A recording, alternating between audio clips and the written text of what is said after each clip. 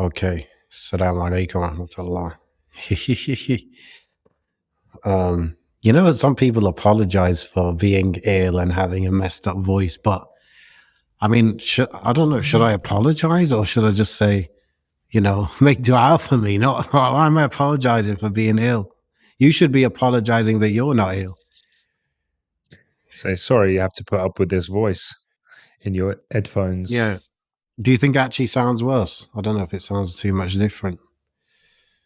I mean, I've never shared this with you, but ever since, I don't know when we made the move, but at some point in our podcasting career, you just always come across crackly in my headphones. It doesn't come through in the audio, like in the recording, but like even now when you talk, I think it's just these headphones. It could be something else. It's just crackle all Really? the time.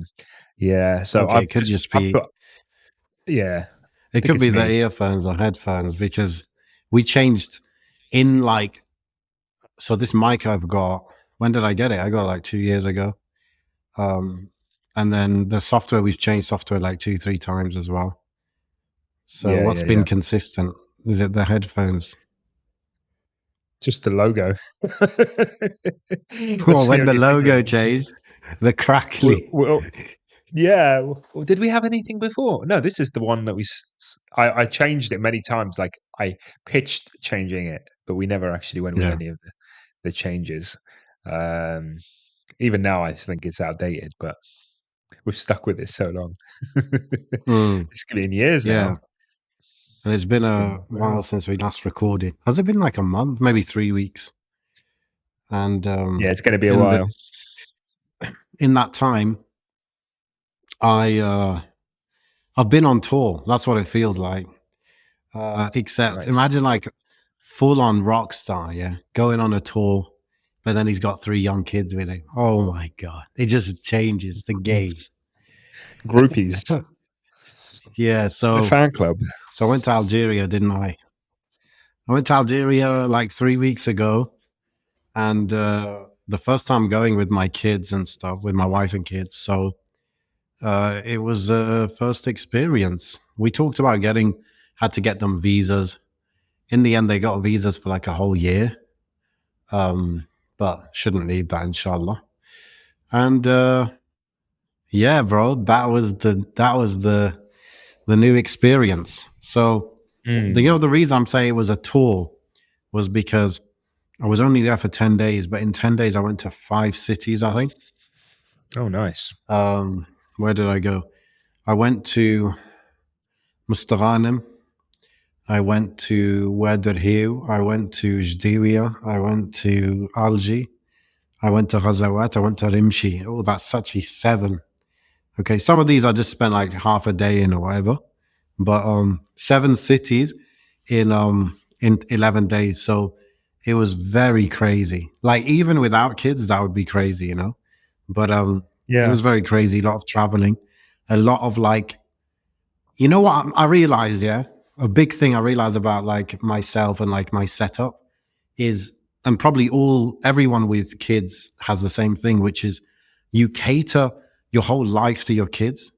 And I didn't realize that, right? So for example, we were having a lot of trouble with the kids, not like the kids fighting with each other in the car or like just getting very agitated in the car.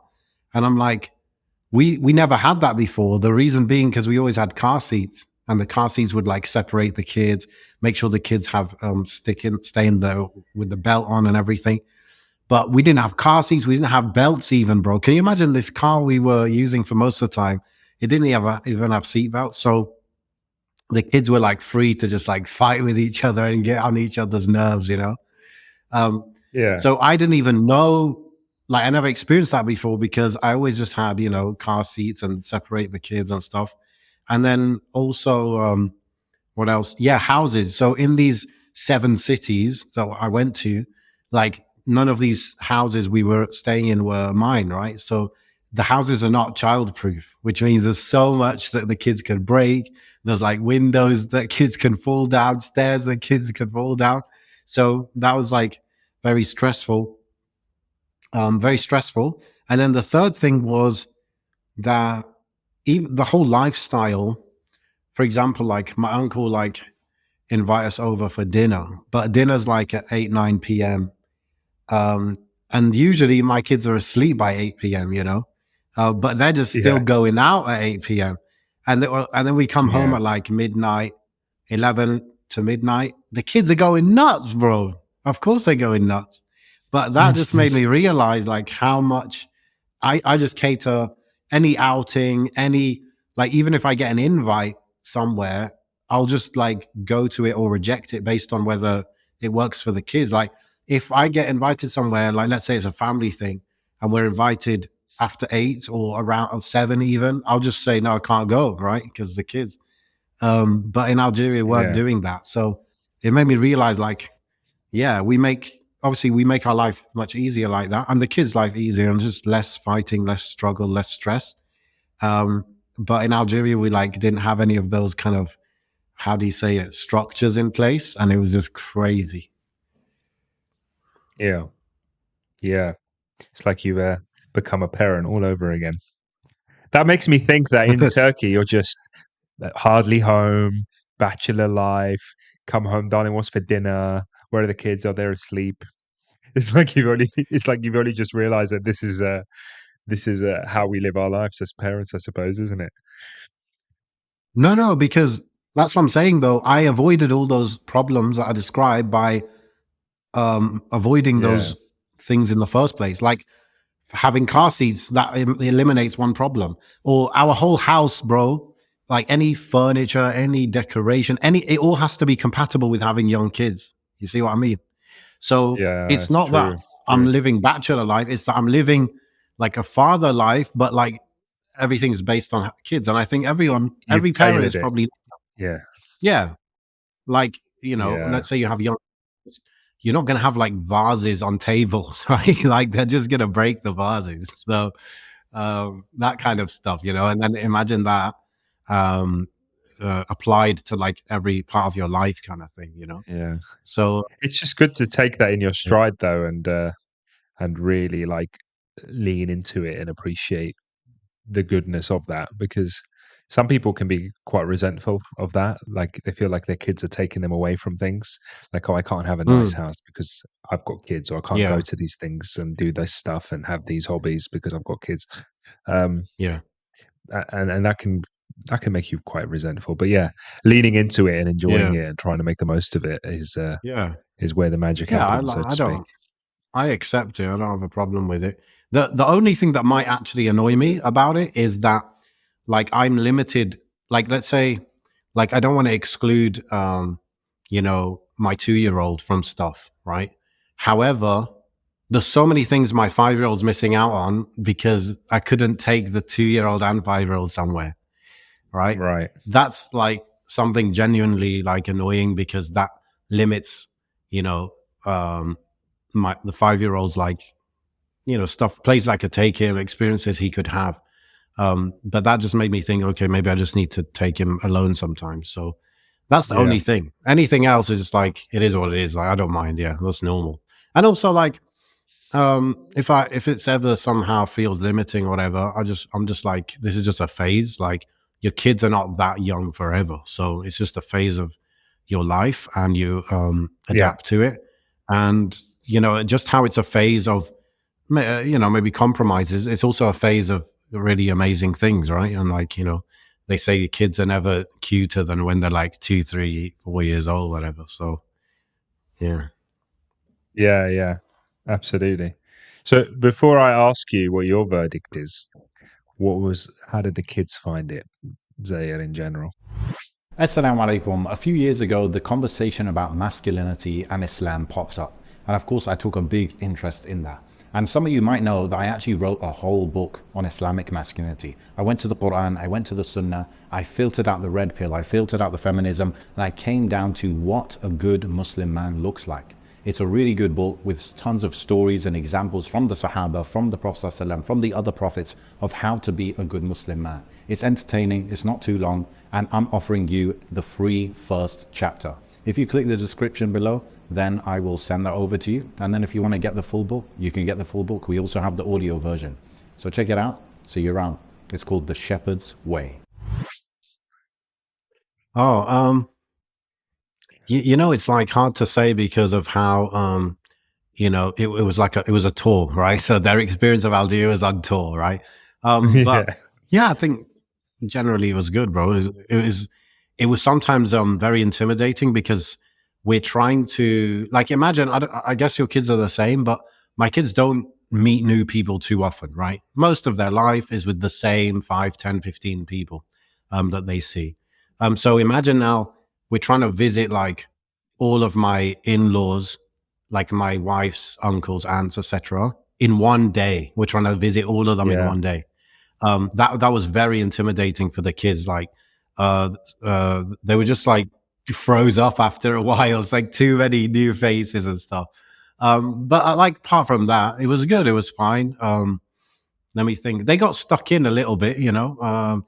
So so my kids don't speak Derja, right? But they speak Fusha. So um, for some of it, my cousins' kids that were playing with my kids, they like embraced it. They're like, yeah, this is it's like let me go into NBC3 mode, basically. It's like they start talking to my kids in Fusha, like the kind of stuff they would use in school or when they're like watching cartoons. It's all in that language, right? yeah, So that was amazing for me to see that, like my kids, okay, they don't know Derja yet, but they know Fusha, and Fusha is enough for them to actually communicate. Now, some of the yeah. kids, maybe they're not as comfortable with Fusha, so, or they didn't really embrace it as much. So some of the other kids, they just speak to them in Derja the same. And my kids, yeah, they don't really understand too much. But yeah, some of the kids were like fully into it, and that was really cool. And it's just, and there's kids of different ages and loads of people of different ages, loads of people. So I love that. I always love seeing my kids mixing with other people, different people of different ages. I just think that's really healthy for them. So that's good. There was a time where we were invited to. So my cousin, a couple of my cousins actually, they went to Umrah and they came back. When they came back, like a lot of people do this, they have like a kind of a party, right? To Yeah. celebrate going to Umrah.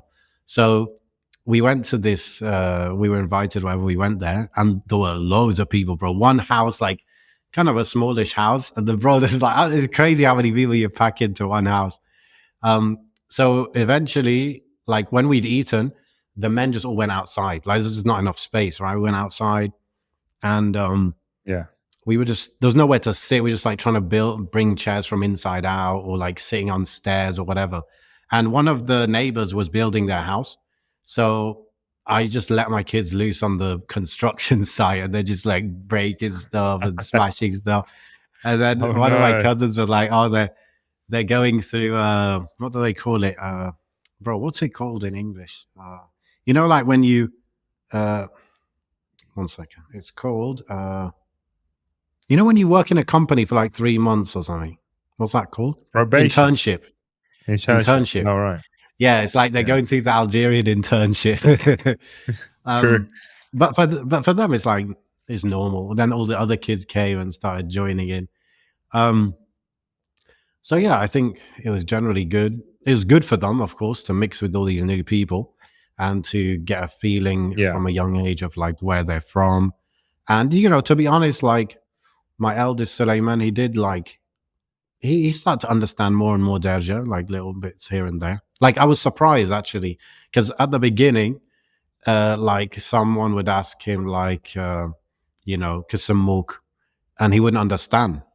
But then after a week or even less than that, he would answer. So he actually understood the slightly different way of asking the question, understanding, etc., the non-Fusha way. So that just shows if we were there for a month or whatever, I think there would be a lot of language learning done as well.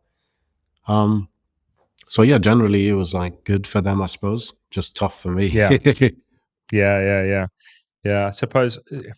Yeah, especially if you're doing the tour thing, aren't you? You're not kind of settled in one place. I suppose with us, when I took them to Tunisia, for most of the time, we had kind of the opposite problem where we were basically in the house and surrounding, it's big land surrounding the house, but we were there for most of the Yeah, time because I didn't have a car until maybe the last week or few that days. must be a dream for them. Um, but Bro, they love it, man. I think it's good for them. Like, there's so much outdoor space, running around. We've got like we haven't built a pool, but we've got one of those pools that you can just buy from a supermarket, big one, like massive one. Oh, And we've got that one of those there that we set up.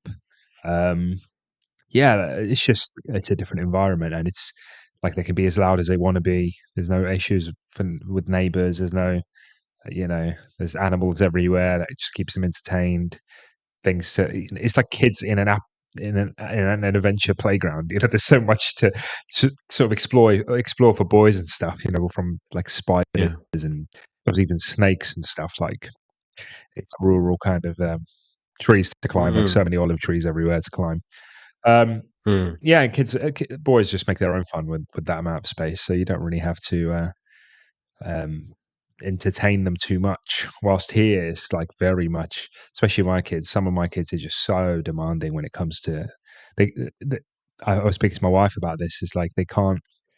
I grew up very self-entertained. I didn't need my dad to do anything really with me. It was cool if he did, but I don't remember ever having to like running up to my dad and saying, "Oh, please play with me," or "Please do this." I just grew up doing yeah, my own thing. Whilst like yeah. my That's very eldest, for much a modern example, he thing, man. just is it. Yeah. But yeah, my eldest is just constantly like he's either whatever he's doing, I have to be present and observing, or he Yeah, needs to do something with me, which is yeah. This is what they say. The like phenomenon of the, what do they call them? Football mom in America. Football mom. oh yeah, The football mom is like the mom who's got one of them MPVs, and she's like driving her kids around from school to activity to different activity, then to home, then back to another activity, that kind of thing. And that's yeah, like very much a new thing. But mm, what brought about that is the fact that I guess it's like a safety thing where parents didn't feel comfortable letting their kids go places alone. It's also a factor of mm, the design of American cities where everything's very spaced out. So they can't just like walk places a lot of the time. And sometimes that's like that in the UK as well, depending. So it's a high reliance on parents. It's probably also an obsession with parents of giving their kids all these like very nourishing and beneficial and developmental kind of activities. Whereas, yeah, like you said in the past, it's just like it's generally safe outside. So just go outside and just make up a few games. Okay, you got a bike, maybe you yeah, got a football. Just do your thing. Find some friends. Maybe friends weren't seen as generally bad influences back then as much as well. yeah, And so this is like it's probably I want to say since the 70s that this has been in place. Whereas before that, it was much more freer. I mean, for me, like I was living in the UAE in my childhood, and for us, we still didn't have that sense of things were dangerous, so we were just pretty much outside all the time, and it was that kind of childhood, alhamdulillah, as well. yeah. I think a lot of it does stem from like a subconscious compensation, almost, of like you try and give what your parents might not have given you, and then you end up pushing too far in the other direction without realizing that actually you've probably, you know, basically pushed past the threshold of what is appropriate for children. Because, like I said, I could say, oh, I don't remember asking my dad to play with me, or whatever. So I think, oh yeah, I want to give my kids what I didn't have, so I'll do a lot of that, and then they get used to that, and now I'm like, oh, Yeah, maybe they've become too reliant, and then I'll say things like, I'll talk to my wife, I'll be like, when I was a kid, I never had to do that. Like, I never expected that, or, yeah, or demanded that. But yeah, it's interesting because even Tarbiyah in general, it's very interesting how such small decisions we make on a daily can have such monumental effects on a child's sort of personality and yeah. expectations and upbringing. So um, Sometimes I need to yeah, tell my and it's kids like, just go, like leave me alone, just go and play. Don't make me entertain you, because like you yeah, said, maybe they're not even used to it, or they're not aware that they could just play on their own kind of thing. So sometimes I take my kids to the park, and really I should just take them to the park and I'll sit on a bench and they'll do their thing. Okay. No, But mate, impossible. at least when, Yeah. before Suleiman like had a brother who was able to play as well, especially at that time, he would just constantly come to me, oh, look at this, oh, help me with this. And mostly I would I would give in to that. I would like go along with it. But yeah, sometimes I'll just be like, no, like just go and play. You don't need me to play. Even though play with the other kids, fight with the other kids, do whatever you want. Like I'm not gonna stop you doing stuff. Um, but it helps, I think, when he has a brother. Like there's more that he can be engaged with his brother rather than me having to be engaged. And I don't mind, by the way. It's Yeah. just I feel like it's better for him to not need me. It depends if they're like But that was aligned in something. what they like to do. Like Go on. only because I was saying like I think the youngest ones are neither here or there, but the Ilyas and Suleiman, the two older ones, they are very different and they have very different interests. Some obviously interests overlap and whatever, but generally speaking, if we go to a park, for example, one wants to do one thing, the other wants to do another thing, and they'll just split. And then it's like, okay, if me and my wife are there, one will follow one will follow the other. But then you've got the smallest one who also wants to do his own thing and go to a different place. So we all like split by three, and it's especially difficult if like she's on her own or I'm on my own with them. It's like, how do you Yeah. monitor three kids all at once? Yeah. Yeah, Well, what age do you not monitor anymore? I don't think you can. I mean, think in a also, public park in the UK, I guess that is do you know what? tough. Yeah. I mean, I was listening to my grandmother. She came to visit when you were away. I think she might be coming back, but she's from Morocco, and she was talking to me about my cousins over there. So they're all around my age anyway. A bit older, a bit younger. They've all got kids now, alhamdulillah. Oh no, not all of them, but two of them have got kids. But I don't get to see them that often. So it's like, oh, how is that generation, Yani, my generation over there raising kids these days? And Oh. my grand said to me, like, they're having the same issue where it's not like it used to be. They still don't feel like they can just let their kids go out on the street like we used to.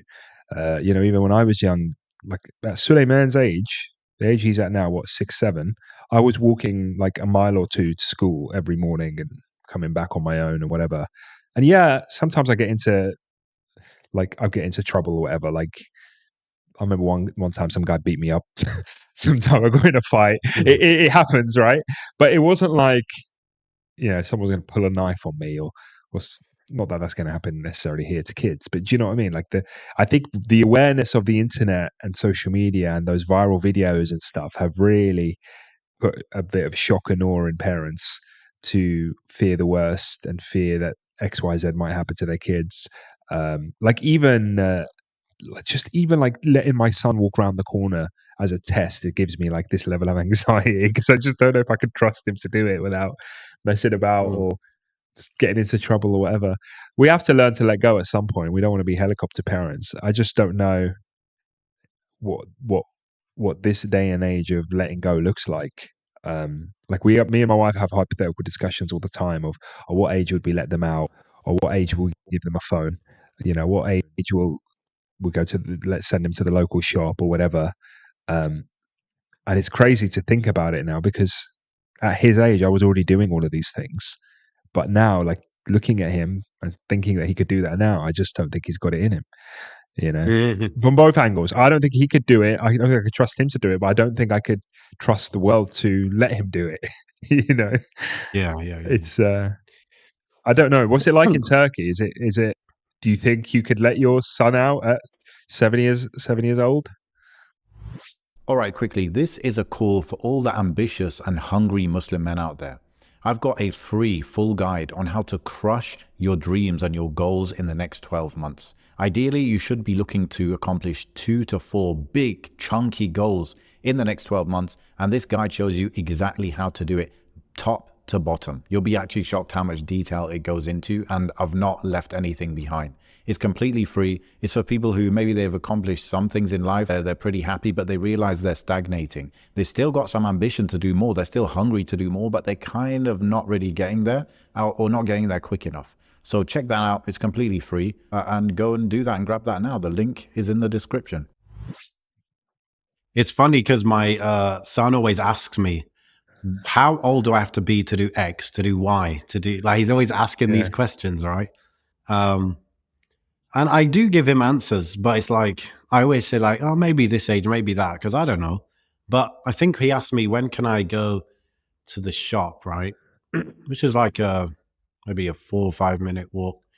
And I was like, I think I told him 7, when you're 7. But for me, Yeah. bro, like, it's not the only factor that would stop me letting him is crossing the road. That's the only factor. Outside of crossing the road, I don't feel there's any threat, Mm. any risk really, going like such a short distance and stuff. It's just just the road. And bro, I'm not even ready to cross the road. Like, it's not even safe for Yeah, me yeah, to yeah. cross the road. Like, Yeah. sometimes, like in Turkey, it's kind of, or at least in Istanbul, it's a little bit common that you'll be checking you'll be going to cross the road. You'll look. Let's say the traffic's coming from the left, so you look left, and then you go to cross, and then you look right, and there's a scooter coming the opposite Yeah, yeah. direction. Yeah. Scooters do that Yeah. all the time, man. It's very dangerous. So yeah, but then again, when he's 7 or 17, it's still going to be dangerous. But basically, it just comes down to the road thing, right? But generally, bro, I feel like the area is very safe. I feel like Turkey in general is safe. It's I still, until today, I still imagine that Istanbul is just full of crime, criminals, drugs, gangs, everything. Yeah, there should be, bro, Yeah. for a city that big. It's just you don't Yeah. really get a sense of that, and I think it's maybe something to do with they just stick to their kind of crime world. They don't generally get Right. involved with a random kid or even random adult, whatever. I think that's it. So yeah, I tell him 7 years old, but I guess I'll just have to see. And yeah, maybe that means from now we'll just let him cross the road when he's with me, but not with me. Let him cross on his own Yeah. first. Maybe I need to do stuff like that, because the longer you're keeping them behind, like in terms of doing everything with you, you are kind of handicapping them, because you can't take them everywhere. If they could, walk within a 20-minute radius of the house on their own, they could probably do so many different activities, right? Yeah. But if you have to take them everywhere, it's just, you just get busy, and, and they've got more than one kid and stuff like that. So I'm not saying they need to be able to do that 20-minute walk thing from age 7, but, like 9, 10, 11, like somewhere there probably. And then if Yeah. they have brothers with them, that's helpful as well. That's good. Yeah. So yeah, but one thing, bro, that you said in Tunisia, like the experience of your kids in Tunisia, I think that's very specific to the rural setting, right? Yeah. Because 100%. for my kids, it was kind of like the opposite. And I even spoke to my cousin about this, and he kind of agreed. In Algeria and the cities, there's actually no space for kids. It's like it's almost it's like they pretend there are no kids because everything is just house, road, house, road, house, road. Like, that's the only space in the cities generally, man. Like, and then I told my cousin, I'm like, yeah, like, I'm walking down the street with my kids. I have to hold their hands so they don't go in the road, because the pavement is very narrow, and so Yeah. Yeah. you have to always keep them with you. And then even like I'm waiting outside a shop, let's say my wife's checking something out in a shop. I'm waiting outside, and again I have to just watch, because it's just there's a very narrow pavement and a road, and then there's building, and there's nothing else. There's Yeah. no public spaces hardly any. And I told my cousin, he's like, when I was a kid, there were these areas around which were just like empty land that we used to play on. But he said now Yeah. that's all built on. Like there's no empty space to play. So it's kind of like very anti-child in that sense. Is there So not parks yeah, and so I stuff? felt like the parks are very limited, man. Very limited. There are parks, but bro, it's just, uh, you're steering me towards a rant. Okay. Oh no. There are It might be parks, a bro, data but issue. there are parks, but They're not, I don't they're not remember. that common. They're not I don't remember. everywhere. I suppose I Uh, only went to the capital, so I'm trying to think. Like, I don't remember thinking or feeling like that when I was in Algiers. the capital would It be was very. worse, I'm sure, because it's like very tight and it's like an old city with tight I streets. don't Maybe. know. I went to what's it called? Jardin d'ici. Have you been there? Did you go there? Is that the Massive, one massive. near? Is that the one near? What's it called? Maqam al-Shahid or? I assume so. I don't remember it being far from there. It was massive, massive. Yeah. Apparently, they filmed No, like a I mean, I would Tarzan film assume. there. Yes, I would assume. There was like a zoo Yeah. in there Okay. as well. You are. Yeah, you are talking about that place, which is near Maqam al-Shahid. Yeah. Um, of course, Algiers has big parks, right? I haven't even checked the map of that, Yeah, right? But I'm sure it does because it has these like most big cities have these like Hyde Park style huge parks, right? yeah, But I'm just talking about in an average neighborhood is the other parks, other like open areas. yeah. Sometimes I've seen a few small parks, but like very small, very limited. And then sometimes I've seen like what's it called? Like a melab, like, 5-a-side football kind of thing. I've seen those around as well, but just very Mm, limited and very much probably more in yeah. the bigger cities. Probably more in the I bigger think yeah. I cities. The think I main haven't place noticed it that you because would find to play is just open area if you find any, if it's not yeah, built on yet. yeah, yeah. I think I was going to say I probably haven't come across that only because like in Tornes it's rural, so there's fields everywhere and gardens and whatever. Um, Yeah. then in Algeria, like I said, I think I just remember lots of paved areas. I mean, it was on the coast as well, so the coast has a lot of pedestrianized areas. I only had Suleiman then, so maybe I just didn't think about it too much. And then Wait. Laraish in Mm, Morocco, once again, is all on the coast, and that place has really been developed now for uh, pedestrianized zones and seafront kind of wide seafront walkways and lots of parks and lots of spaces mm, really that kids can play yeah. in. So I haven't really considered anything else. Even all the side streets, like there's parked cars, but cars don't really move up and down them because a lot of them are like cul-de-sacs almost, or just at least where we are, or just you don't get a lot of through traffic you have kids playing in the roads and stuff, but they will Mm, see a car coming from a mile away and they'll move out of the way. Um, mm. What I've yeah, seen is a lot of parents, like a lot of my cousins and stuff, they actually don't let their kids out much at all, and mm, it's either because of the fear of cars hitting them or the fear of mixing with bad influence, like bad kids and stuff. yeah, yeah, So, like one of my cousins, she has a son and a daughter. They just don't leave the house. They go to school and stuff.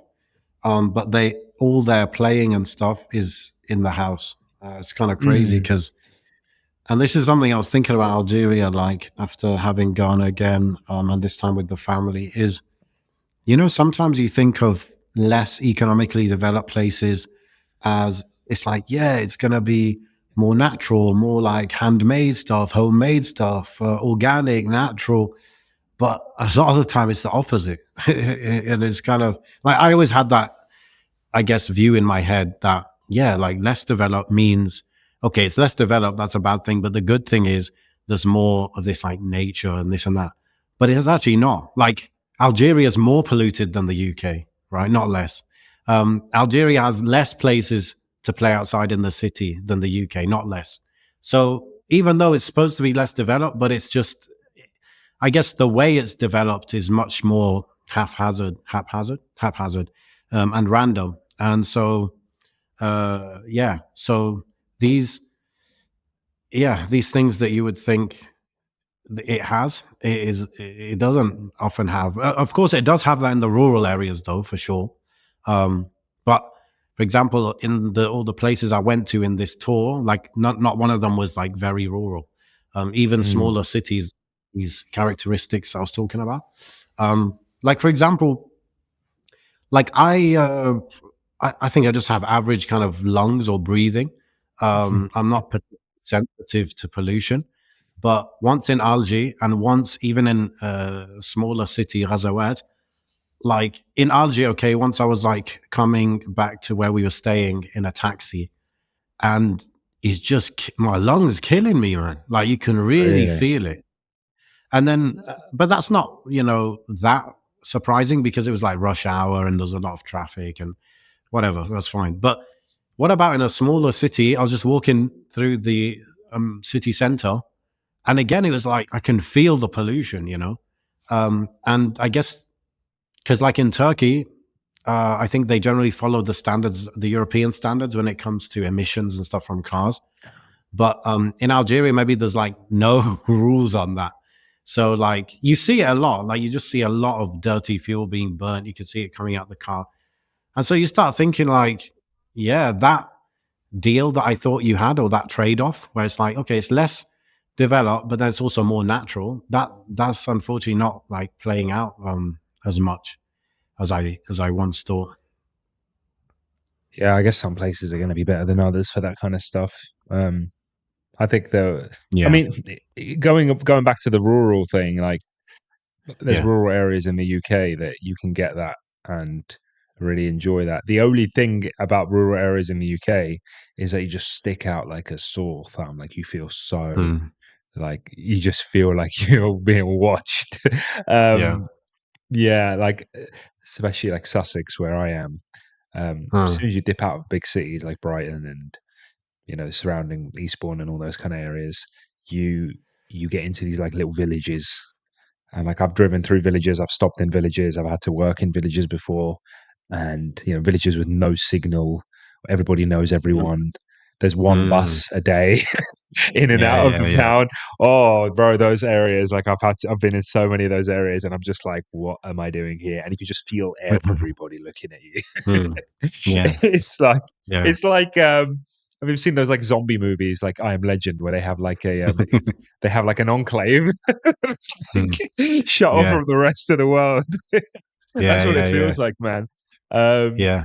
so yeah, Yeah, and if yeah. if you were if you were somewhere like that in Algeria, Tunisia, like, yeah, that is gonna be, probably very little pollution. You're gonna get those, just that nice vibe, that rural vibe. Everyone's Muslim though around you. You have a masjid, local masjid, and you probably have a lot of olive trees, almond trees, all etc. In it. Absolutely, man. So it'll be Absolutely, yeah. nice if you want that kind of lifestyle. It'll be pretty nice, man.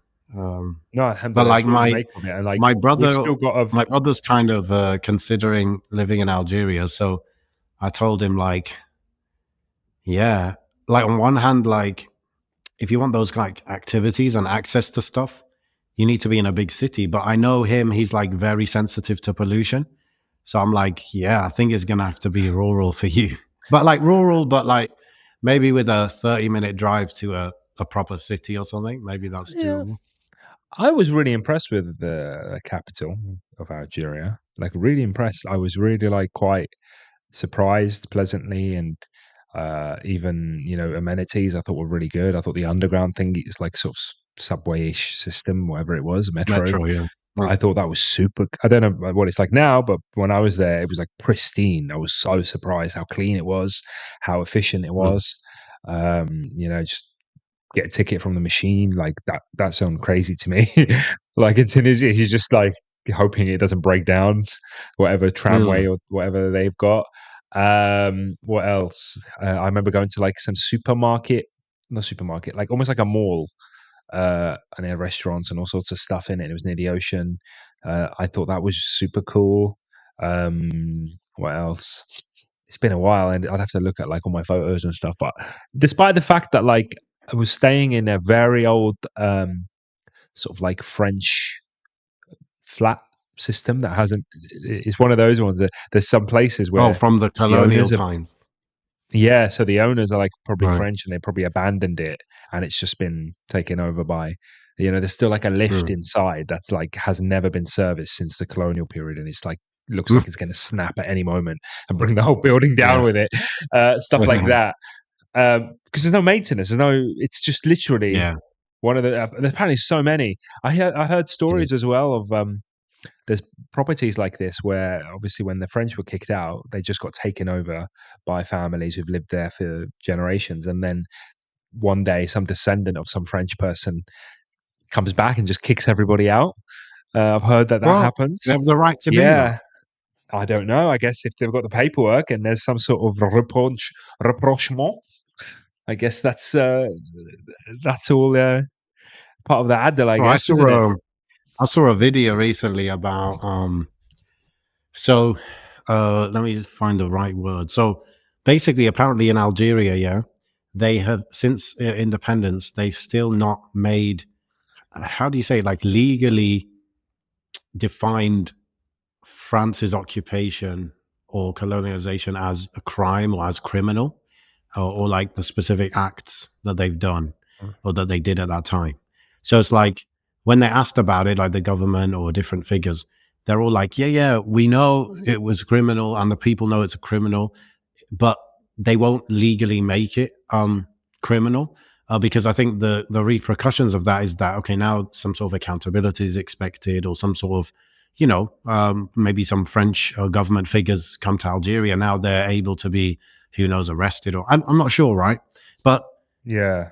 I just found that crazy. And apparently they did a bit of a, I don't know if it's called a referendum, but they basically wanted to officially call it a crime and criminal.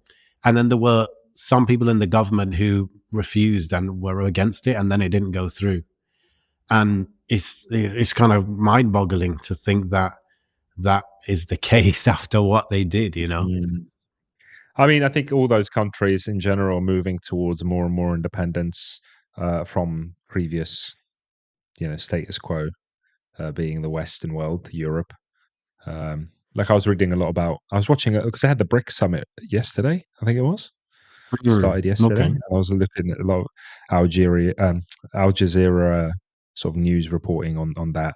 And I think Zayed has just applied, or it's either just Yeah. applied or is I already think in. I think I can't it's a remember which. one stage before application, because the most recent to apply was Turkey and was it not South Korea? One other country, I can't remember.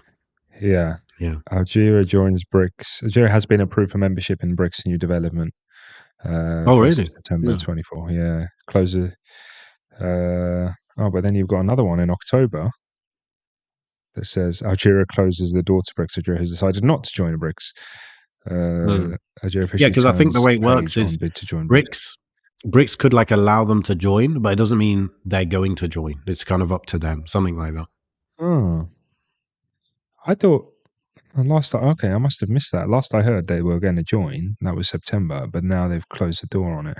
That's interesting. Hmm. I need to. Algeria ends bid to join BRICS, but stays in group's development bank. Oh, so they're kind of half, 1 foot in, 1 foot out. Hmm. Okay. Well, I'm surprised actually, because I thought that would have been really good for them.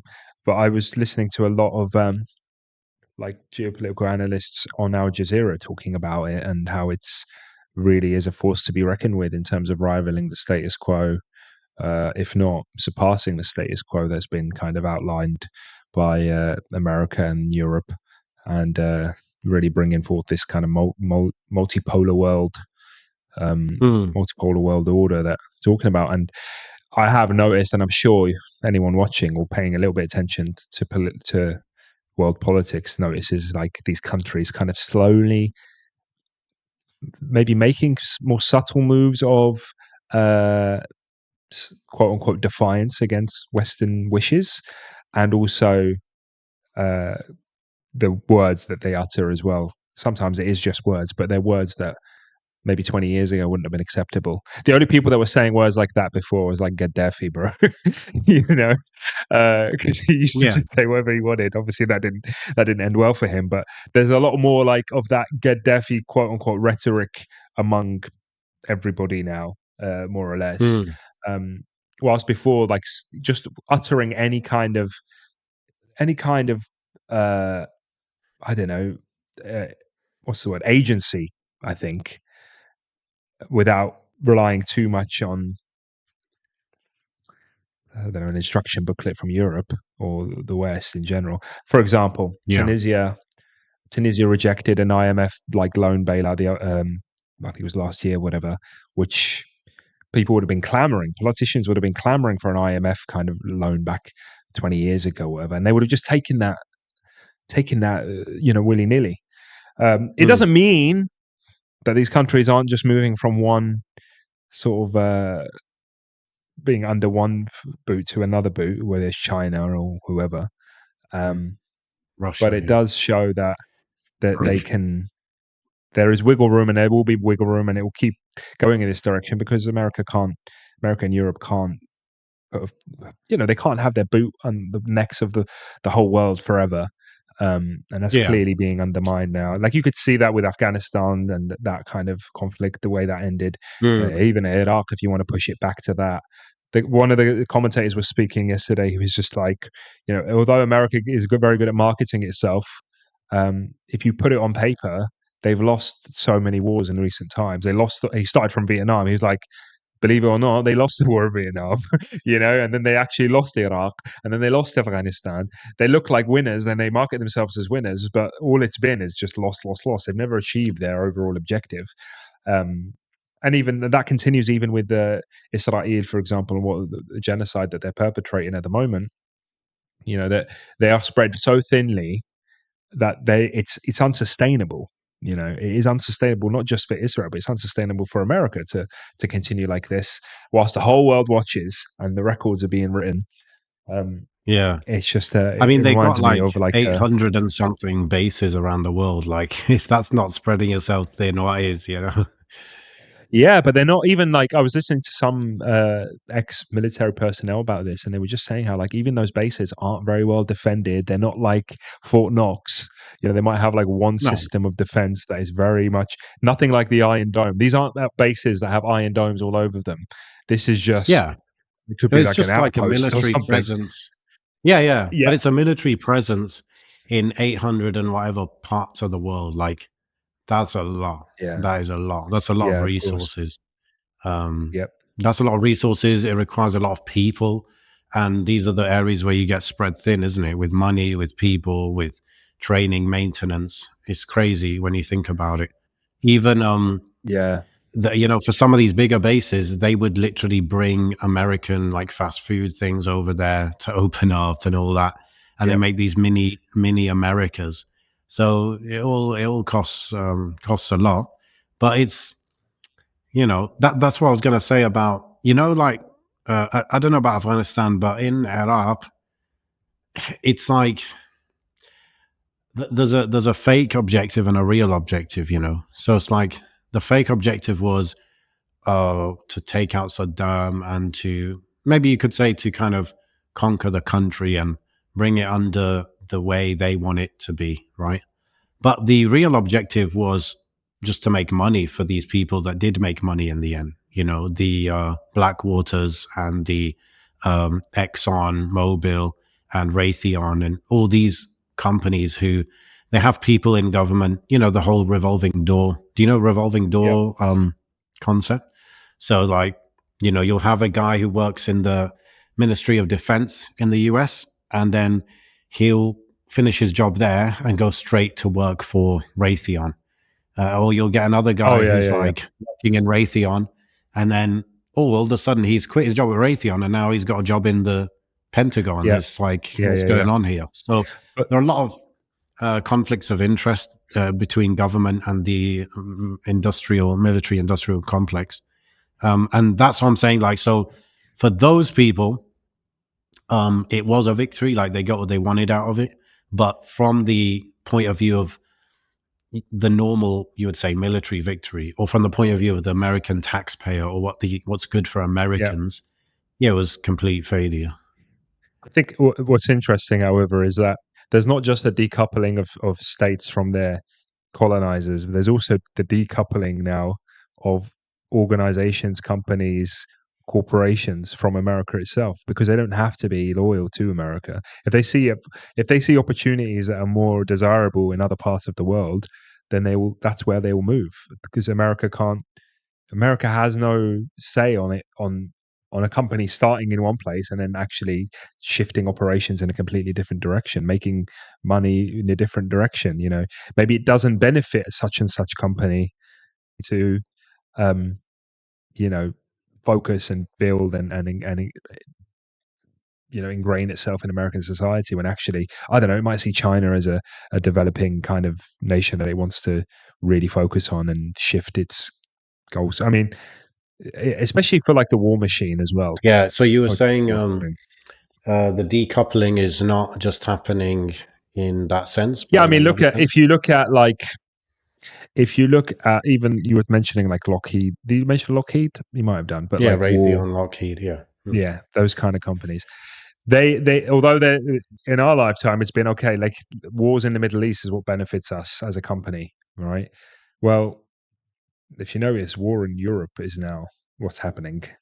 War in the Middle East. I get that there's a conflict Israel with Israel and Palestine at the moment, but if you look around that area, a lot of previous enemies are like pally now, and wait and making friends and making alliances. Like Saudi went to Iran, for example, or the Arab League went back to Assad, for example, in Syria. As distasteful as that is, if you just look at it from a take your morals out of it for a second and just look at what that means for the region, it's like all these countries are suddenly in lockstep with each other, and actually it's Europe that's kind of eating itself with the Ukraine war thing that might be expanding, etc.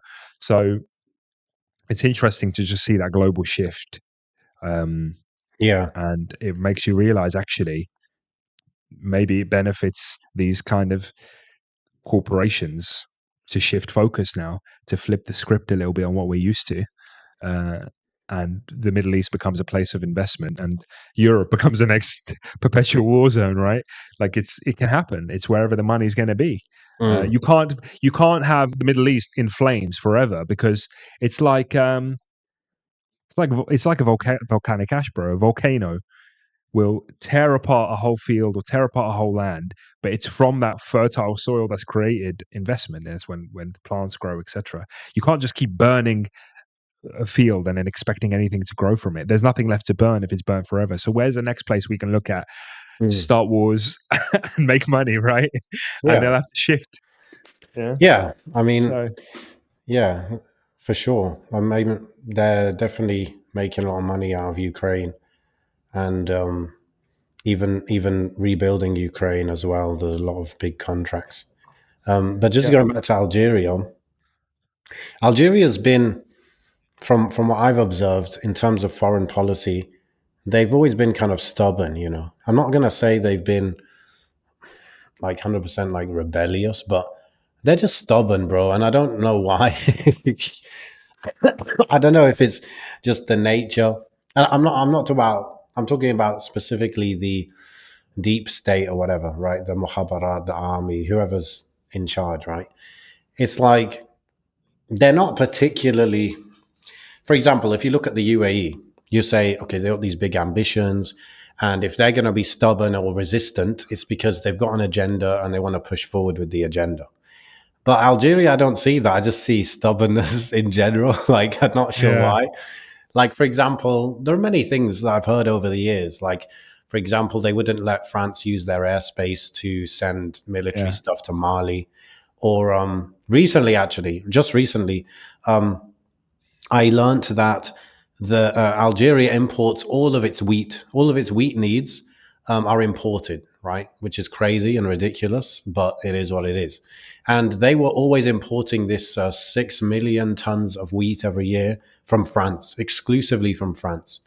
Right. You can imagine, like, France would really benefit from a stable, big order of wheat for its farmers, and its farmers have that stability and all of that.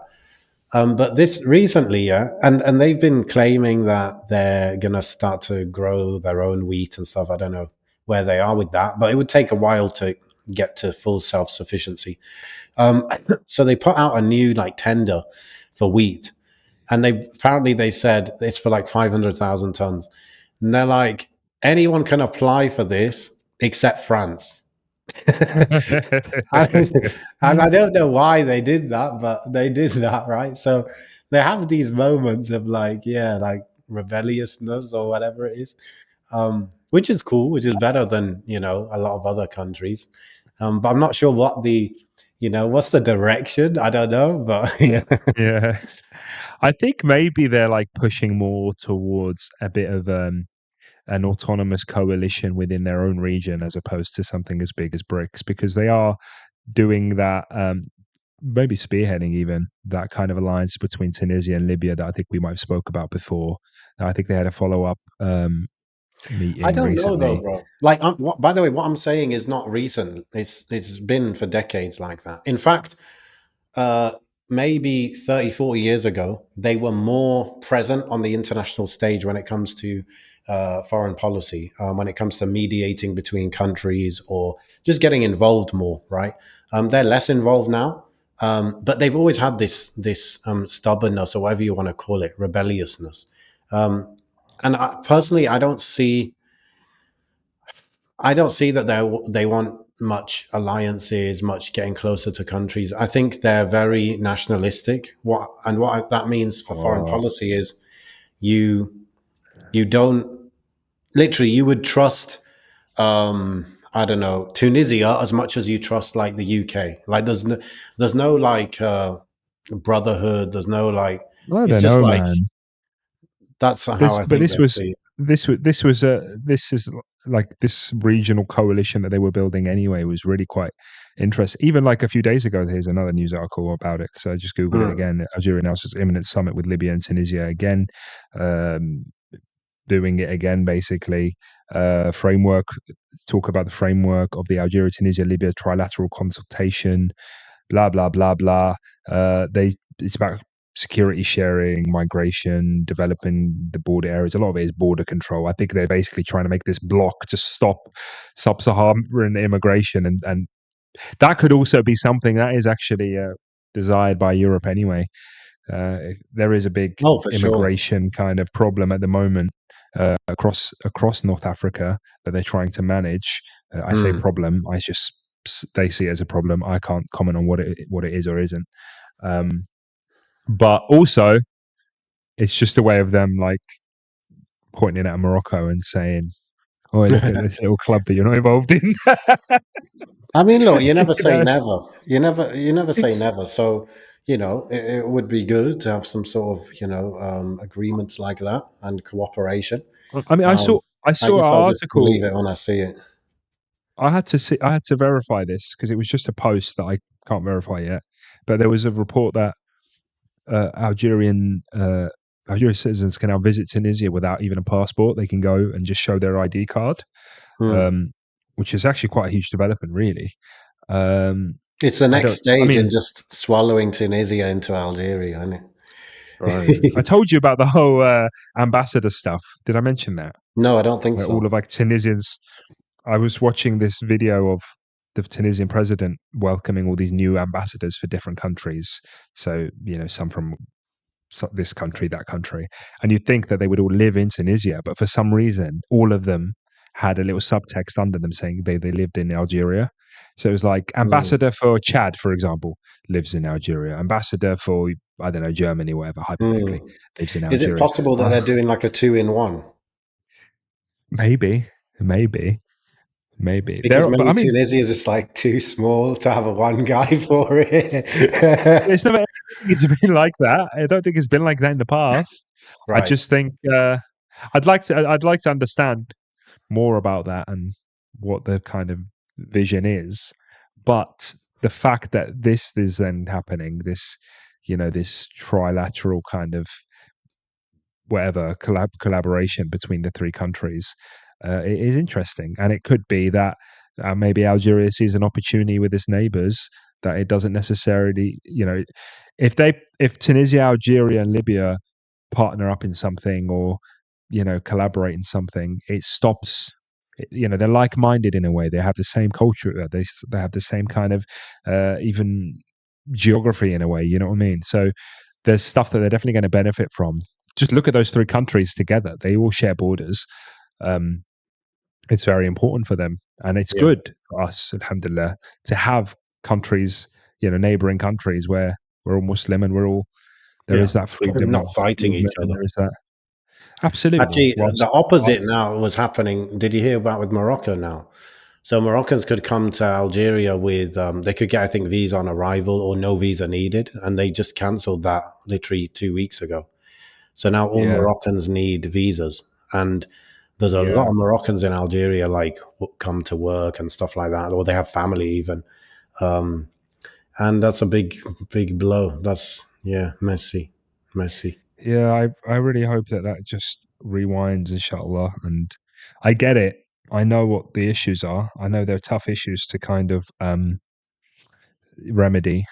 Uh, and I don't really know what the remedy is, to be honest, because Hmm. they're both kind of stuck in their position.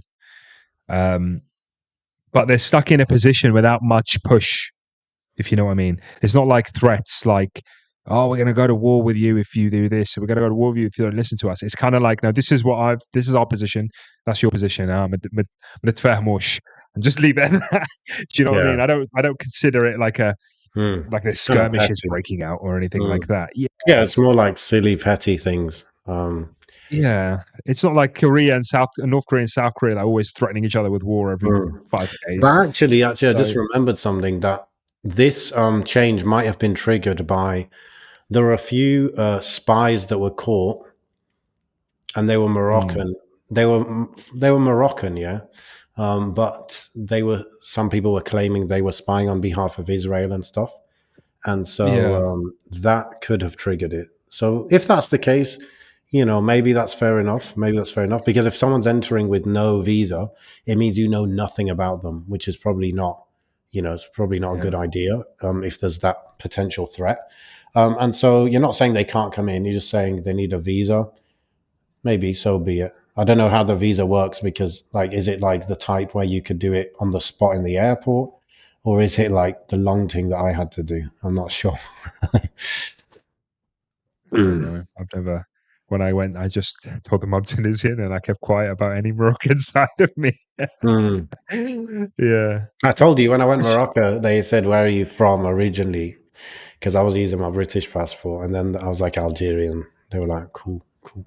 I see you." I don't think they mind so much. I don't Yeah, think they mind. they I don't shouldn't think mind. it's They the shouldn't same. mind. I think Morocco is very open to Algerians coming and stuff, but I don't know. I'm talking about the political side of things. Yeah. From what I've noticed and what I've monitored, like even the King of Morocco has been very like open and pally pally, trying to be and invite Algeria to some rapprochement or whatever. But Algeria is just like not having it. Mm. Um, Yeah, I so think they're not really trusting of Morocco. That's the general stance. Um, yeah, and yeah, there might be good reason for that, but I'm not sure. Don't know the details. I went to in Algiers. I went to the Maqam al-Shahid, the big yep. monument for the martyrs of the War of Independence, and there's a museum under it. Did you go into Oh that? no, no, I Okay, didn't. I went in that. It was pretty cool. It was pretty cool. It was like, what was the beginning? I guess the beginning was all about like how Algeria was before invasion and colonization, a little bit of that. And then it was like colonization and then how the French treated people.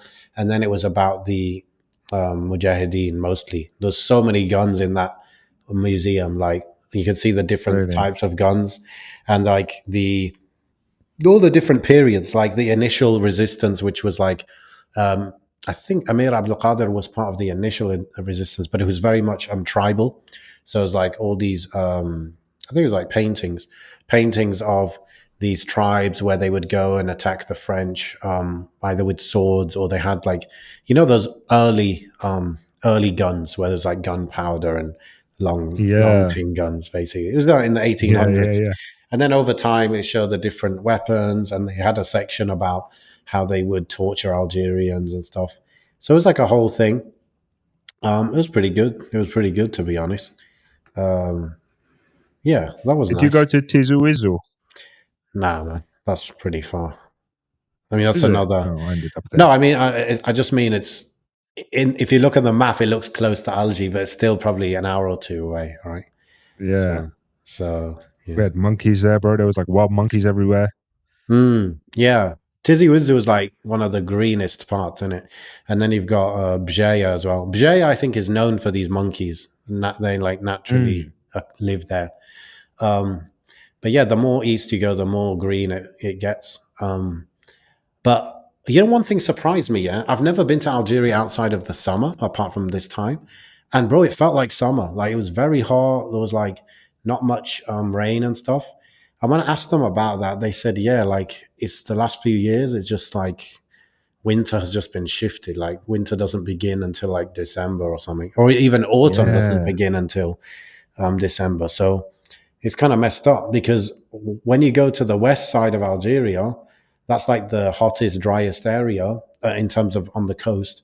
And it's just very dry, bro, very dusty. And you don't, like when you're driving through the countryside, you don't see greenery. You know, you see a lot of just, Yeah. um, either dry vegetation or just farm fields, but nothing being grown on it. Maybe that's just the time of year. But yeah, I found that strange. You know, I expected a bit more rain. I expected it to be cooler. It wasn't very cool. It Hmm. was pretty hot. It was pretty hot. Yeah.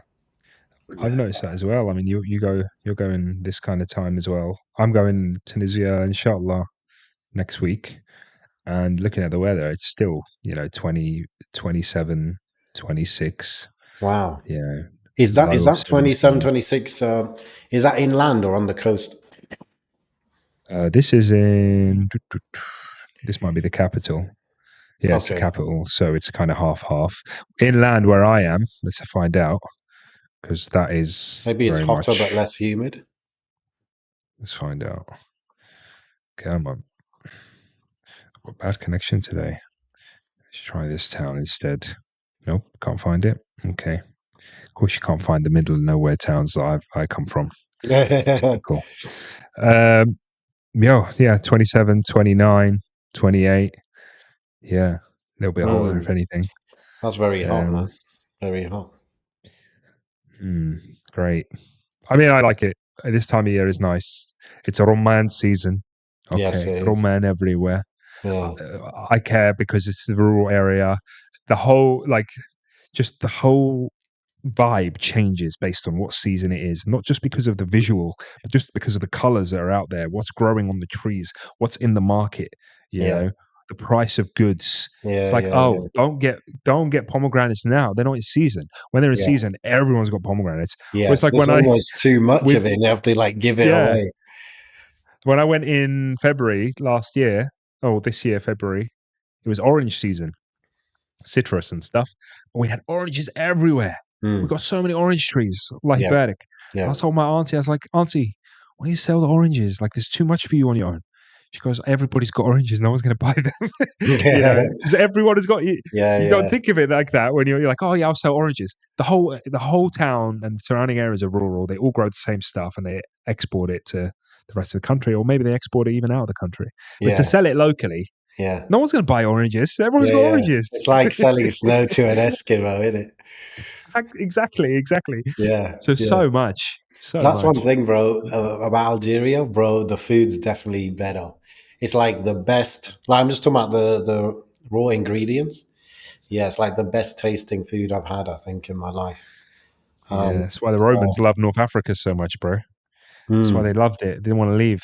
mm, This land is fertile land, fertile soil. yeah. That's one thing cool, that's cool. Like, I guess it's less so in the UK, isn't it? Because the UK imports a lot of food, and so, for example, in the UK, you kind of have strawberries, berries, all these things all year round, right? The price might change, I think, right? But yeah, like when they can't grow strawberries in the UK, they'll just bring them from Spain or whatever, right? Yeah, But yeah, in like yeah, Algeria, in Turkey, it's strictly seasonal, apart from a few things. Like tomatoes are a summer thing, right? But you can get them all year round. But like it just tastes much better in the summer, when it's in season. But watermelon, for example, as well, is a summer thing. And at the beginning of the season, like June or something, in Turkey, it'll be like 100 liras a kilo, okay? Or yeah, yeah, or 100 liras, let's say. But by the time it's full on season, it's 5 liras a kilo. It's like just get rid yeah, of yeah, them, yeah, like just sell, like yeah, just move product, yeah, So yeah, it's cool. But I really appreciate that coming from UAE, where UAE is like 100% imported pretty much, and there's no seasons like that. But over here, like yeah, like now, like for example, a lot of the fruit is gone now, isn't it? Because it's cooler. It's not. It's more of the autumn and winter fruits like apples and pears and stuff. So you get Yeah. less oranges, less watermelon, all those things, and of course we get pomegranate now. So, and you could tell like how deep it's in season by the price as well, because the price will just go down. The more supply there is, the more the price just goes down. So it's pretty cool. I like that, Mm. bro. I like that. Also, we have a fishing season where 6 months of the year they're not allowed to fish, and then six Mm. months they are allowed. So when this it makes things special, isn't it? It's like okay, now it's fishing season. Okay, now we can have fish, but we know it Yeah, yeah. that only I lasts mean, 6 months. I'm sure there's like some health benefits just for sticking to seasonal things. Mm, There's something about citrus in the winter, like February time. mm. There's something about pomegranates in October. Like there's got to be some sort of, or just that notion of, even the psychological notion of things are to be had in their time, Yeah, yeah. and just that minimization of choice Yeah, and it makes it is. special. I think that's the big benefit, psychological benefit. Mm, It's also like, mm, how do you say? It's one of the rare places in life, let's be real, where you could just say, I can't force this to happen. Like I just have to accept that this is how Allah made it, kind of thing. It's a little bit like the yeah, weather, I suppose. It's like it's raining now, like deal with it, right? Same thing, like yeah, you want an orange now? No, it's not season. You can't get an orange now. Um, yeah, yeah, so yeah, I like it. I like it. I don't think I'm gonna get sick of that. I like that, even though it's a constraint, but technically it's a constraint, but it's a good constraint, I think.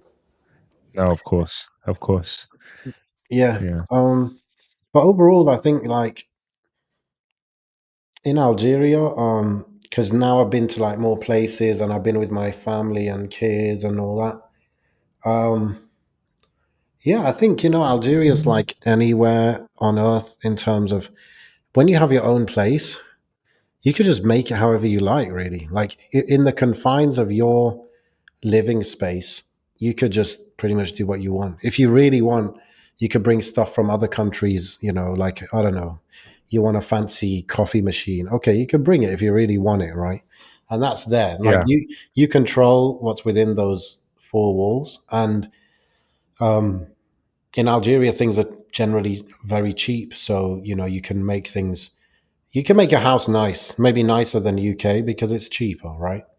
Um, mm, but once you step out that door, it's very different in terms of now you're not in control. And now it's all about, how does the country work? How does society work?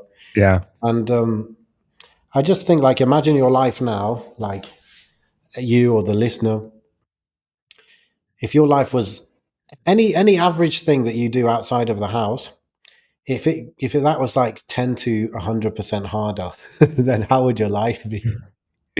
That's how character building. that's my summary of Algeria. That you know Yeah, everything's outside of the house is harder, but some things just a little bit harder, and some things a lot harder. That's that's kind of like what puts me off. But what's great about it is, for me at least, being from the place and being surrounded by people where I'm one of them, and yeah, and also having family, having that diversity of people that you can mix with, that your kids can mix with. yeah, um, and what else, the food, like I said, is definitely better, and that kind of thing. So yeah, I do think it's it's too tough for me. It's not too tough for me, right? I could live there, but I recognize clearly now that it's definitely harder. And it's like, okay, I'm gonna make my life harder. Is it worth it? And I don't really think so. Oh yeah, one other good thing I wanted to mention is people are definitely more like Median over there, like more yeah, religious. Uh, like the average Algerian is, yeah, pretty religious. Like I was in a few yeah, circumstances where it was time to pray, and like a lot of people were praying. Like the masajid are pretty full. I was at a yeah, wedding, and a lot of people just they just stopped to pray. Like there was a prayer area in the wedding yeah, hall, Mhm. So it's all good, bro, in that sense. The social norms are very Islam based, nearly a lot of the time.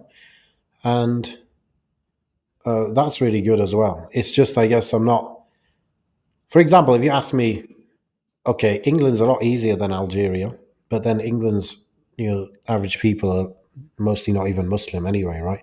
So I would definitely pick Algeria over England, that's for sure. But it's just Turkey, bro. It's like way easier to live here and get stuff done here. And it just happens I don't feel I'm encountering like non-religious people. So Yeah. therefore, it's all good over here still. What Um, about hmm. actually that's a bad I was gonna say UAE and Algeria, but it's probably a bad comparison to make. That's interesting. No, that is interesting because it's again UAE is different to Turkey as well. So, huh? I Okay, was only what? saying that because if you're hypothetically, inshallah it Yeah, doesn't happen, but hypothetically, if Erdogan kicks you out of Turkey, yeah. would you go Algeria or would you go UAE? Oh, yeah. I'll definitely go Algeria, bro. Um, Really? yeah, yeah. Because like I came to Turkey almost without even considering Algeria for some reason. I did that, Mm, and then I found it to be amazing. So I'm here, right? And I'm not going to yeah. give up something that's great for something that is like maybe like Algeria or whatever, right? But now if I'm leaving Turkey, I would definitely have to give Algeria a go. But I would give myself like a deadline because I'm not like it's not black and white that Algeria is the best place other than Turkey. So I would say like, okay, let me live there for a year, and then I would basically just like work it out and stuff. Well, back I asked you this a while ago, a few Hmm. episodes ago, but I'm gonna ask you now. Do Hmm. you think that investing in Algeria for your future and your kids' future is worth it now? Whether it's buying a property or saving for a property or some sort of investment there, somewhere you could possibly retire to, quote unquote. I know you don't like the word retiring, but you Yeah. know, hang up your boots. I think it's the same as I answered before. It's like if it was I already bought two properties and now it's like I've got money for a third one, that's when I would do that. Um, Really? Okay. but definitely not for a first or second one. Um, It's not yeah, just building, by the way. It just could be a land purchase, you know, just having land, I guess. So I heard that a yeah. lot of Algerians have some sort of like scheme anyway. There's like a government scheme for There is people to government purchase scheme. land. Exactly. It's called RDL. It's like, yeah, basically they make it easy for people to buy houses with in installments and stuff. But generally, the government just builds like tons of apartments, and then you can buy one. So yeah, even though I don't live in Algeria, I would be eligible for that, I believe. Yeah. I lived in one of these when I was renting in Algiers. When I was staying in Algiers, I stayed there for about, was it 4 days? 4 days. That was like my total time in Algiers, I think. And so I lived in one of these, and honestly, it was a bit outside of Algiers. Okay, so I didn't get the Algiers experience from living there, but what I did get is like an idea of what's the future, what's the new buildings and new areas look like in Algeria. And I was actually expecting more than what it had. Like it was a bit disappointing. Like these buildings we were in, they're probably like maximum 3 years old. They could have even been 1 year old, right? Um, Yeah. and inside, and that's kind of like what I said earlier. Inside, it was sick, bro. It was like we found it on Airbnb, and or my brother-in-law did, and it was like sick, bro. Inside, it was proper, nicely furnished. It was clean. It was like a five-bedroom apartment, like really Oh, big, nice. um, and it was like in a kind of a compound thing. But yeah, everything other than that interior part was just disappointing. Like I took my kids out of the apartment and there's like a park for kids, but every single Yeah. slide or swing or whatever is broken, right? Yeah. And sometimes it's broken to the point where one slip and your kid's getting impaled, Yeah. right? It's a danger. Yeah. Um, Yeah. Yeah. and then like, There's no and maintenance. I'm not saying it's terrible because there are much worse things places than that to live, but I'm just comparing to what I've got experience with, like UAE, Turkey, whatever. For example, as Mm. well, and that's what I'm saying. It's brand new. So when you build something brand new, you would build it in the ideal way according to the ability you have today, right? More modern things that you have, you're able to do. Yeah. But apart from the interior of the house, it was the rest was pretty disappointing. Like to take the bins out, bro. You personally have to walk the whole way out of the compound and drop the bins in on the main road, right? Like I never heard of that in Yeah. a compound. And then you get to the main road, and the road looks new again. The road looks new, but it's all bumpy and messed up, right? It's all like getting flooded from like it rained one day, and the rain, the for whatever reason, it's just not draining off. There's like water everywhere. Um, so yeah, some that was like I don't have hugely high expectations of these like of Algeria in general, but when I saw it was a new area, new combat, I thought, okay, this is the future. Let me see the future. But it was like, oh man. I went to the masjid over there, and I was like thinking, oh, I was like, it's good to have a masjid because it's a bit of an isolated area. And I went to it randomly. I prayed Isha, and they had a dars there actually. It was like tafsir of Juz Amma. So that was cool to see. Well, like I said, Mm. like it's pretty religious, bro. Like people were listening to this dars tafsir. They were there like before salah to listen to this dars and stuff. So it was cool, bro. That stuff is cool. But it's Yeah. just like what I don't like is you're religious and the way you speak is religious and you're praying. But then when it comes to like doing your job properly, you just suck. Like what's going on there? What's Oh the no. what's the disconnect? I think it's like if I could rank countries, if I could rank North African countries on religiosity, do you know, I think Libya would be number one, bro. I think Libya's Libya, known from for what I afar, see, lots of afar. yeah, but Mm, from what I've never been, but from what I see mm, online and when I speak to Libyans here and stuff, I mm, think that's probably number one. Zaire, I mm, think, is a solid number two. mm. Morocco outpaces Tunisia, and Tunisia is going to be at the bottom, I'm afraid. Tunisia has a heavy history. Yeah. Has a lot to Um, overcome, like culturally, I guess. even still, uh, there is this. Anyway, that's another topic for another day. Probably one that Mm, I'm not too informed on anyway. mm, Um, mm. yeah, Alhamdulillah. I was like, alhamdulillah. you get these characters in Algeria, yeah? They're like bipolar. So you'll be listening to them, and within half an hour conversation, they'll go from trashing the country to then they start literally making up rankings. They're like, Algeria's known to have the number one best pilots in the world. I'm just like, pick a side, bro. Like one side, you're like, yeah, people are fed up with this country. It's rubbish. I don't blame them if they want to like yahrag and all that. And then on the other hand, then they're like, Uh, yeah, I could have gone to France. I could have gone. I didn't go. No way. I'm not going. This is my country. I'm like, I'm getting confused over here.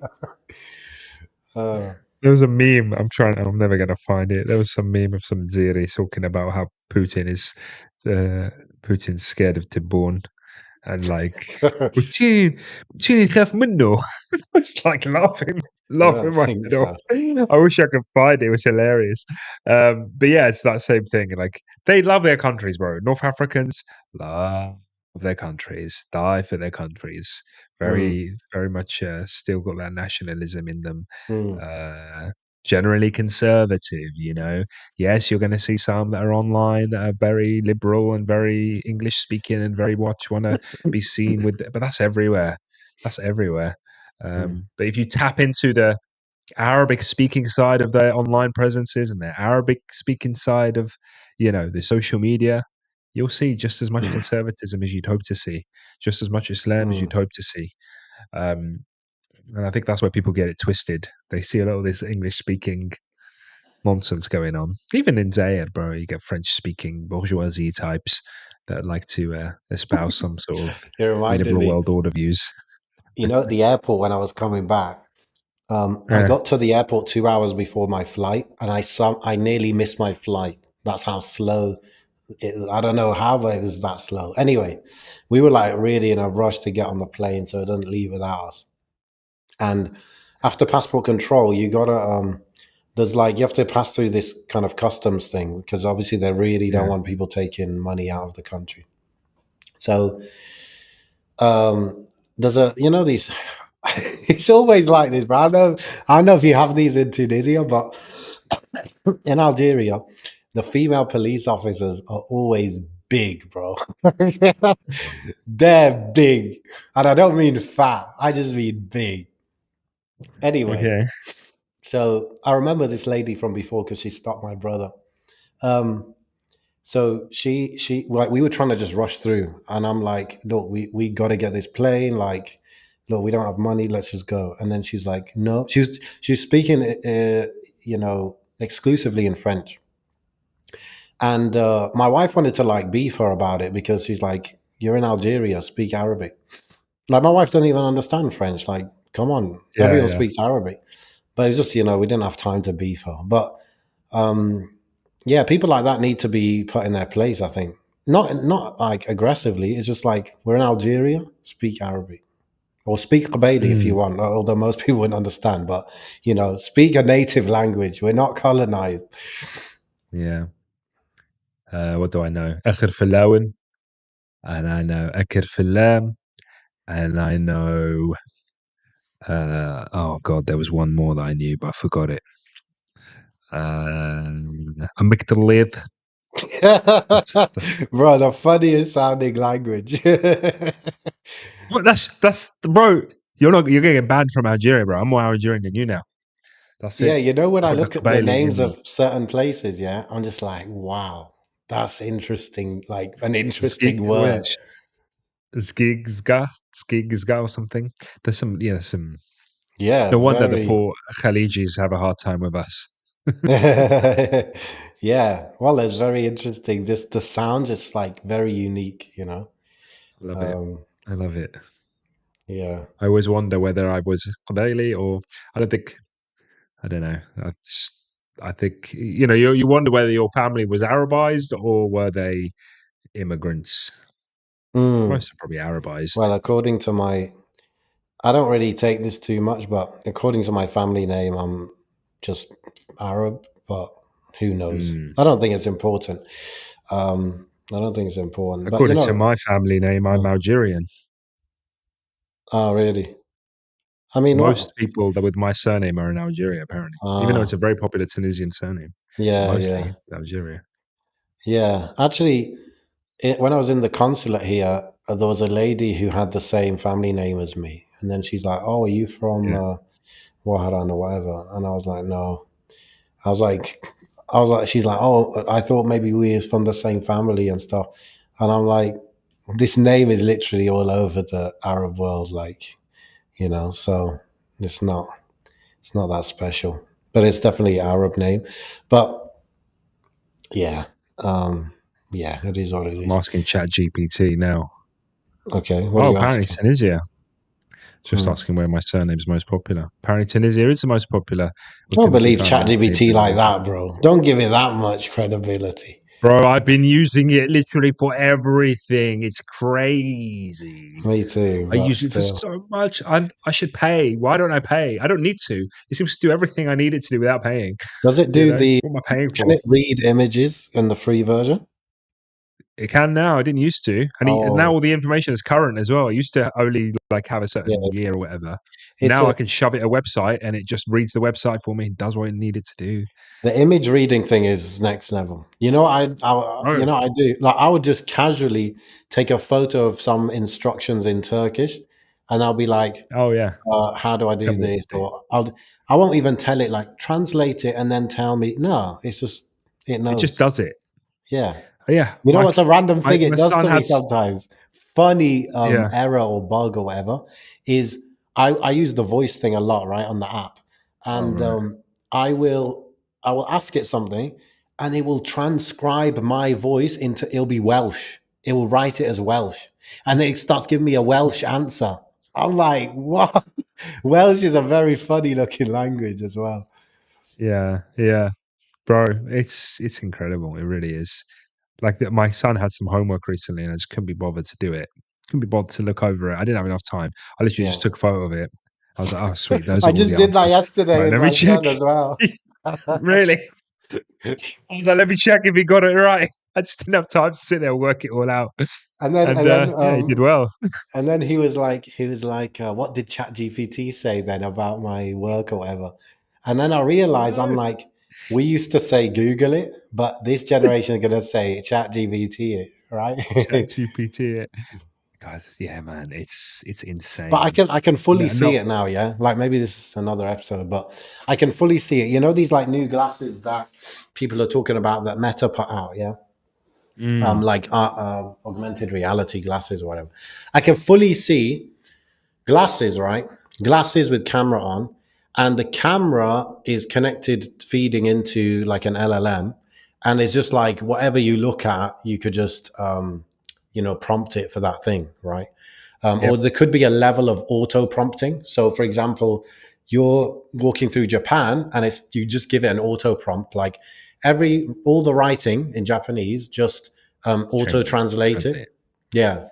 Oh, no. So you could have like an auto prompt as well. So Yeah. that seems technically very doable, like just a matter of time. Um, so yeah. Oh, imagine like the whole. I mean, obviously, I'm watching like UN General Assemblies and Security Councils all the time, and they've always got the earpieces in and stuff. But Mm, imagine just that whole arena flooded with AI, mm, where they're not even like there's no delay. Well, there would be a delay, but you know what I mean. Like, there's no middlemen yeah, anymore. It's just straight yeah, translating ChatGPT, blah blah blah. All of yeah, that everywhere. I should just call it AI because ChatGPT. I don't want it to become the next big. I mean, it probably will be, but I mean, yeah. we're getting Apple Intelligence soon on my iPhone. I think that's in December.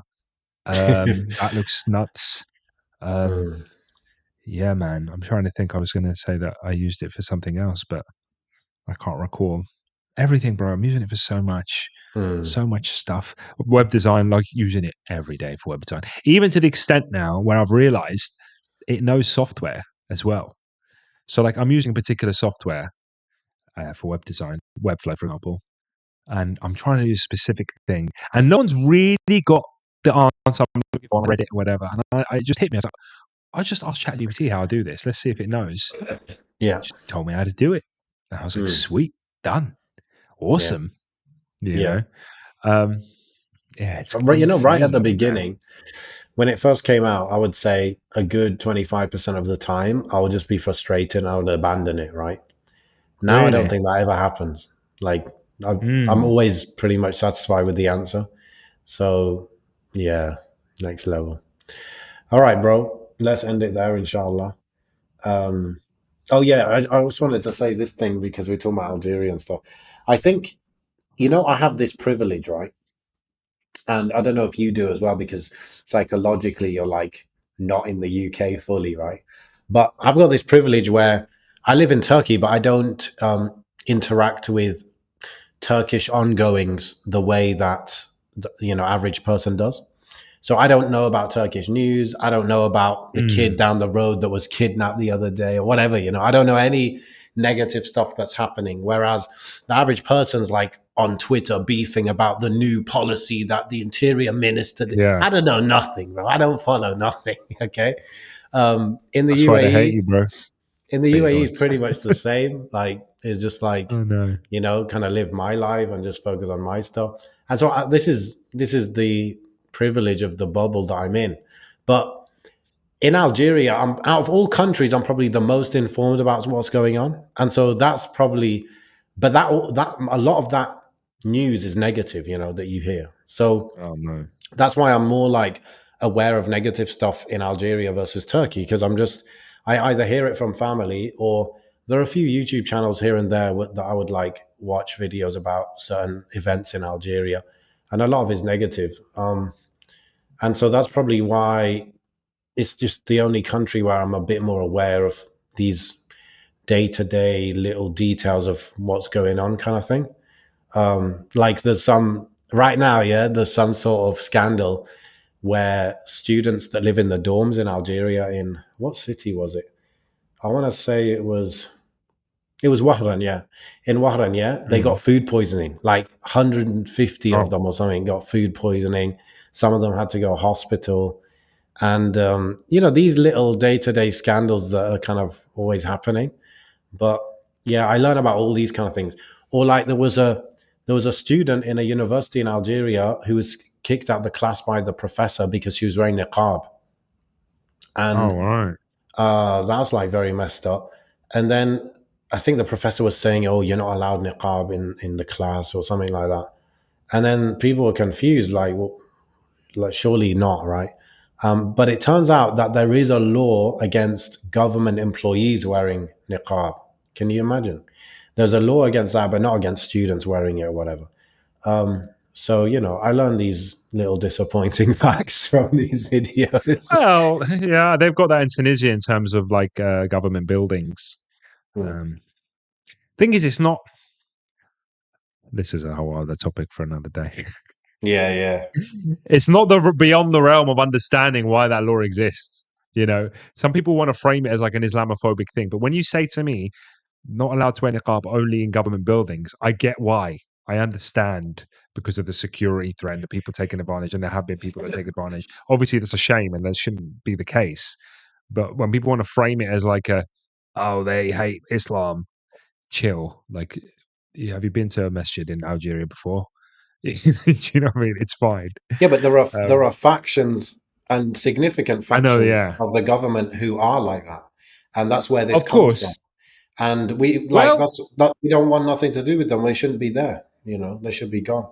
And it's like, oh, okay. when there was Corona and we're wearing masks, it's fine. But when Yeah, a yeah, yeah, woman yeah. who works for you, who you've got her ID, you know exactly who she is. If you really want, you could do eye scanning or whatever, right? All of Yeah. a sudden, that's a problem. It's because we know the context and we know these people and they do exist, and that's why we say it. It's not because we're like making it up or it's like a victimization thing. No, there are people who are very much either anti-Islam or they're so far from Islam that they don't understand the nature of submission to Allah. They might Mm, see it as a very like pick and choose thing or whatever. So yeah, Allah yahdihum, and inshallah can get rid of these lot. Um, maybe yeah, bro. get rid of these. You say get rid of these lot like you're there, bro. You ain't living there. You got no say. If you were living there, then you should care. I mean, we need to get rid of them from the whole ummah, Yani, to be honest. But because there are these people in like every country, Yani, and they shouldn't be. They should. They can live in the country, but they shouldn't have a say in these kind of policies and Mm, decisions. So mm. yeah. Until next time. Assalamu alaikum wa rahmatullah. Alaikum assalam.